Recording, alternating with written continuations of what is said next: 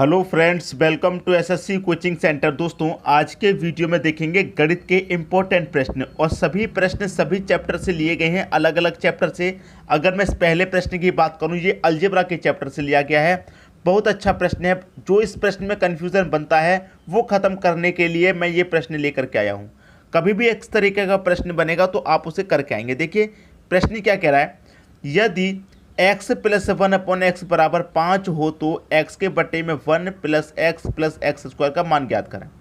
यहाँ पर आपसे कह रहा है x प्लस 1/x बराबर 5 है। अब देखिए x का मल्टीप्लाई आप x से करेंगे तो क्या हो जाएगा, x स्क्वायर हो जाएगा, ठीक है, प्लस यहाँ पर कितना बचा 1 बराबर कितना 5। अब x स्क्वायर बराबर ये प्लस का 1 इधर जाके माइनस का 1, तो 5 में से 1 घट जाएगा, 4 बचेगा। तो एक्स स्क्वायर का मान आपका कितना निकल के आया, 4 निकल के आया। इसका मान पूछ रहा है तो हमेशा याद रखिएगा, कभी भी इस तरीके का जो प्रश्न बनता है आपसे कह रहा है एक्स बटे में 1 प्लस एक्स स्क्वायर ये दे रखा है, तो क्या करेंगे, जो ऊपर x है उसमें भी हम क्या करेंगे, x से डिवाइड करेंगे। 1 प्लस जो नीचे x है उसमें भी x से डिवाइड करेंगे, प्लस का एक्स स्क्वायर। अब x से x कटेगा एक बार में, यहाँ पर भी x से x कटेगा एक बार में, ऊपर 1 बचा बटे में 1 प्लस का 1 प्लस का एक्स स्क्वायर, और एक्स स्क्वायर का मान कितना है, 4 है। तो ऊपर 1 प्लस 1 2 और 4 6, 1/6 आपके प्रश्न का यहाँ पर सही आंसर आएगा, 1/6 जो कि बी ऑप्शन में दे रखा है। अब इस प्रश्न की मैं बात करूँ, अभी भी बताने के बाद भी करीब 60% बच्चे ऐसे होंगे जिनको अभी भी समझ में नहीं आया होगा। मैं बता रहा हूँ क्या करना है, ये तो आपको करना आता होगा, पक्षांतर किया है और कुछ भी नहीं, ठीक है। यहाँ की बात करें इस कंडीशन की, जो ऊपर वाली संख्या है उसमें भी एक्स से डिवाइड किया और जो नीचे वाली संख्या है उसको भी हमने एक्स से डिवाइड कर दिया, ठीक है। यहाँ भी डिवाइड एक बार गया, यहाँ भी डिवाइड एक बार गया, उसके बाद में बस जोड़ लेना है, आंसर आ जाएगा। एक्स स्क्वायर की वैल्यू आपको पहले से पता है कि एक्स स्क्वायर की वैल्यू कितनी है, 4 है। तो उम्मीद करूंगा सभी को प्रश्न समझ में आ गया होगा। अब देखेंगे अगला प्रश्न। अगला प्रश्न है, त्रिभुज ए बी सी में जी और ए डी क्रमशः केंद्रक और माध्यिका हैं। देखिए त्रिभुज की बात कर रहा है, तो यहाँ पर मैं सबसे पहले एक त्रिभुज बना लेता हूँ, ठीक है। ये मैंने एक त्रिभुज बना लिया। त्रिभुज हमारा ए बी और सी ये त्रिभुज है। अब कह रहा है जो जी है और ए डी क्रमशः केंद्रक माध्यिका हैं, तो बीच में क्या आ जाएगा दोस्तों, जी आ जाएगा, और ए और डी क्रमशः माध्यिका हैं। तो ए तो यहाँ पर पहले से ही है, तो डी कहाँ पर आ जाएगा, यहाँ पर। तो यहाँ से लेके यहाँ तक ये क्या हो जाएगा, क्रमशः माध्यिका, और बीच में क्या आ गया, जी आ गया आपका, ये केंद्रक हो गया। अब कह रहा है कि ए जी अनुपात ए डी का अनुपात क्या होगा।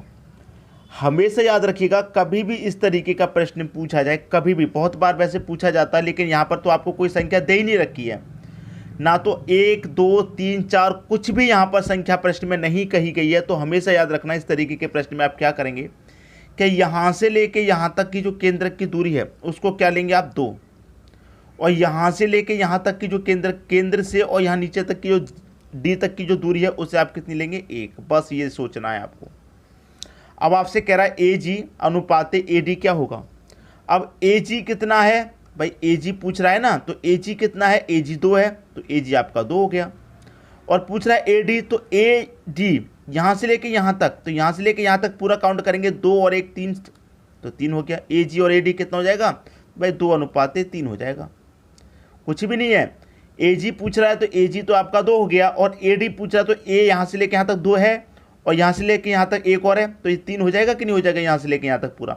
तो यहाँ पर 2:3 हो जाएगा आपका सही आंसर, जो कि बी ऑप्शन में दे रखा है। क्लियर हुई दोस्तों बात। अब देखेंगे अगला प्रश्न। अगला प्रश्न है, 2 लड़कों की आयु का अनुपात 3:4 है। 3 वर्ष के बाद यह अनुपात 4:5 हो जाता है। 21 वर्ष के बाद उनकी आयु में क्या अनुपात होगा। 21 वर्ष के बाद, देखिए अनुपात का मतलब बटा भी होता है, आप अच्छे से जानते हैं। तो मैं इसे क्या लिख सकता हूँ, 3/4 लिख सकता हूँ। अगर मैं कहूँ ये 3x है, ये 4x है, तो इसके मान में कोई परिवर्तन नहीं आएगा। कह रहा है कि 3 वर्ष के बाद, इसकी आयु 3 है, तो 3 वर्ष के बाद क्या हो जाएगी, तो इसमें भी 3 जोड़ देंगे और इसमें भी 3 जोड़ देंगे। 3 वर्ष के बाद इनका अनुपात कितना होता है? 4:5 अनुपात का मतलब बटा होता है भाई। 3:4 का मतलब 3/4, तो इसको 3x लिख देंगे, इसको 4x, कोई फर्क नहीं पड़ेगा। 3 वर्ष बाद की बात कर रहा है तो जोड़ेंगे, अगर पहले की बात करता तो घटाते हैं, ठीक है। अनुपात का मतलब बटा होता है। अब क्या हो जाएगा? Cross multiply. 5 त्रिक का 15x हो जाएगा ये, प्लस 5 त्रिक का 15 बराबर 4 चौके 16x प्लस का 4 त्रिक का 12। ये 15x, ये 16x। 15x इधर आएगा तो 16 में से माइनस हो जाएगा, सिर्फ x बचेगा। 12 इधर जाएगा तो 15 में से माइनस हो जाएगा 3, x की वैल्यू निकल के आ गई 3। अब यहाँ पर अनुपात पहले था कितना?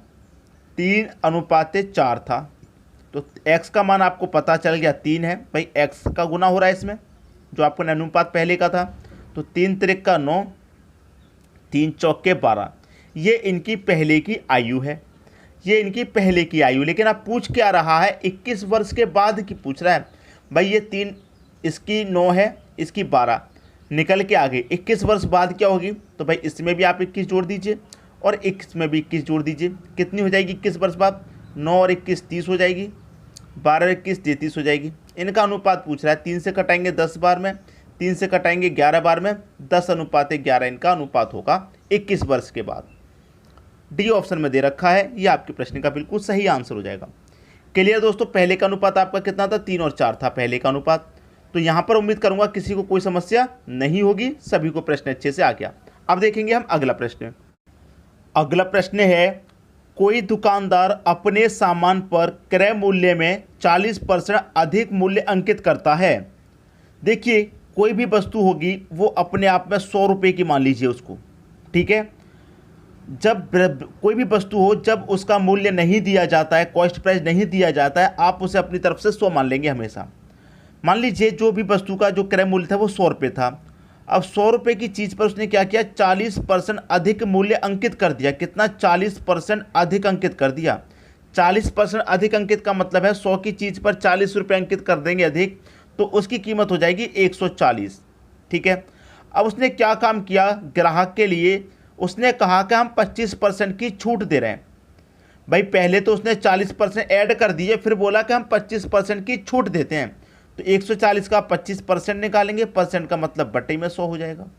25 चौक के 100 कटेगा, 4 से 140 कटेगा 35 बार में, ठीक है। तो उसका लाभ प्रतिशत बताइए। देखिए, 100 रुपये की चीज़ पर 40 रुपये अंकित किए थे तो 140, उसमें से जब हमने 25% निकाल के 100 किया तो कितना आया? 35 आ रहा है। फिर भी 40 अंकित किए, उसमें से कितने कटे? 35 कटे, मतलब 5 का अभी भी फायदा हो रहा है। 40 अंकित किए थे, छूट देने के बाद 35 रुपये कटे हैं, तो 5 का अभी भी फायदा हो रहा है। तो हमारा कॉस्ट प्राइस 100 था, तो सेलिंग प्राइस हमारा कितना हो जाएगा? 105 हो जाएगा सेलिंग प्राइस। तो 100 रुपये की चीज़ को 105 में बेच रहे हैं तो 5 का प्रॉफिट हो रहा है, कॉस्ट प्राइस पर होगा प्रॉफिट, ठीक है। और प्रतिशत के लिए क्या करेंगे? 100 से मल्टीप्लाई कर देंगे, कि उसका जो लाभ प्रतिशत में बताना है। 100 से 100 कट जाएगा, 5% का उसका लाभ हो जाएगा। पहला ऑप्शन हो जाएगा आपके प्रश्न का सही आंसर। क्लियर हुई दोस्तों बात? सभी को प्रश्न आ गया। अब देखेंगे अगला प्रश्न। अगला प्रश्न है, 500 मीटर लंबी एक रेलगाड़ी एक समान चाल से किसी स्टेशन को 35 सेकंड में पार कर लेती है। यदि प्लेटफॉर्म की लंबाई 221 मीटर हो तो रेलगाड़ी की चाल किलोमीटर पर घंटे में क्या होगी? किलोमीटर पर घंटे में रेलगाड़ी की चाल पूछ रहा है दोस्तों, क्या होगी? तो ये प्रश्न मैं नहीं कराऊंगा, ये प्रश्न मैं आपको होमवर्क के लिए देता हूँ। ये प्रश्न होमवर्क के लिए है। मैं अभी तक आसान प्रश्न देता था होमवर्क के लिए, इस बार मुझे लगता है कि मैंने थोड़ा कठिन प्रश्न दिया है। तो आप लोग इसका आंसर हमें कमेंट बॉक्स में बताइए क्या होगा। बहुत इजी प्रश्न है, कठिन बिल्कुल भी नहीं है। अगर आपने हमारे वीडियोस देखे हैं रेलगाड़ी से संबंधित प्रश्नों के, तो आप इसे कर देंगे चुटकियों में। प्रश्न को बिल्कुल भी कठिन नहीं लगेगा, ये प्रश्न आपको चुटकियों में सॉल्व कर देंगे, ठीक है। अगर आप नहीं भी कर पाती हैं तो कोई बात नहीं, मैं नेक्स्ट वीडियो में इसको करके बता दूंगा, ठीक है। परेशान होने की कोई ज़रूरत नहीं है, ठीक है। इस प्रश्न को मैं करके बता दूंगा, लेकिन पहले आप खुद से एक बार प्रैक्टिस कीजिए, आपको आइडिया लग जाएगा कि रेलगाड़ी से संबंधित प्रश्नों को कैसे किया जाता है, कैसे प्रश्न पूछे जाते हैं, ठीक है। दोस्तों, वीडियो पसंद आया लाइक करें, दोस्तों में शेयर करें। अगर आपने हमारे चैनल को अभी तक सब्सक्राइब नहीं किया तो सब्सक्राइब करिए, बेल आइकन का बटन दबाइए, ठीक है। दोस्तों, वीडियो देखने के लिए आपका बहुत बहुत धन्यवाद।